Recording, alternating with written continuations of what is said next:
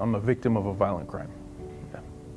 It was definitely a traumatic experience. I think having the young children that I did at the time, it was especially difficult for them. I kind of used that as motivation to keep going, to keep moving. And I wanted to get back to school, wanted to complete my degree, and I wanted to get back to work. That was important for me, to show my kids to keep moving, to keep a positive attitude. I still have challenges to this day. Some days are harder than others, but yeah, I think having a positive attitude helps. I have a ramp that was installed last fall by Habitat for Humanity. After I applied, I was notified that I was on the list.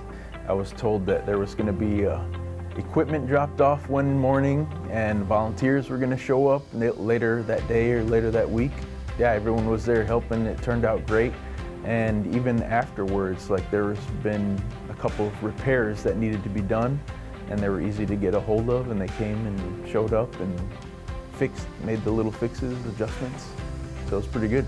It gave me a permanent, accessible way to get into my home, which is definitely important to have as a wheelchair user.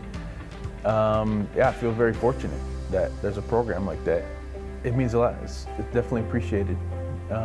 And I recommend it because it's someone's livelihood that you're improving. If you're able to, get involved.